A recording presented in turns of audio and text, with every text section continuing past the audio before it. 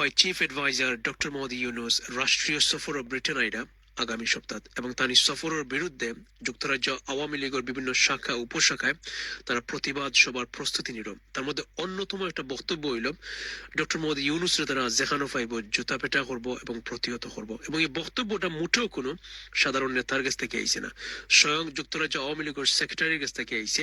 এবং এই বক্তব্যটা মোটেও কোনো রাজনৈতিক বক্তব্য নয়, এটা মূলত একটা শিষ্টাচার বহির্ভূত একটা বক্তব্য। দেয়ারফর যুক্তরাজ্য আমরা অসংখ্য গণিত ইয়াংস্টার্স বাইন হলাইছেন বইনান হলাইছেন, তারা অনেক সময় আমার নেতার মুখ থেকে বক্তব্যটা পাইছে, তারা অনেক সময় ইনস্টিগেট হয়ে যায়, প্রভাবিত হয়ে যায়, যার কারণে তারা দেশের থাকা অবস্থায় সিংহভাগ সময় তারা নেতার পিছনেও আসিল।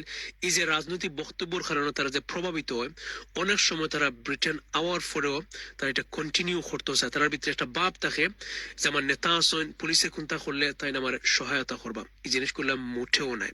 আমি আপনার একজন বা হিসেবে একটা বিশেষ অনুরোধ করবো, 30 লক্ষ 40 লক্ষ টাকা খরচিয়া ব্রিটেন আইসেন, কোন নেতার পয়সা আইসেন না। আপনার সামান্য একটা ভুলের কারণে আপনার ভিসা বাতিল হইতে পারে, আপনার অ্যাসাইলেমও থাকলে একটু বাতিল হইতে পারে। বিকজ এই মানুষটা কিন্তু যেন তেন মানুষ নাই, এই মানুষটা ব্রিটিশ রাজ পরিবারের আমন্ত্রণে ব্রিটেন আইসেন। এবং একজন আমন্ত্রিত অতিথিরে যদি আপনি নেতার কথা উদ্বুদ্ধ হইয়া আপনি এমন কোনটা করেন এবং এটা যদি প্রমাণিত হয়, আপনার সম্পূর্ণ পরিবার বাংলাদেশও কিন্তু আপনার এই ভুলের কারণে তারা বাংলাদেশে মাসুল দিতে হইব। বিকজ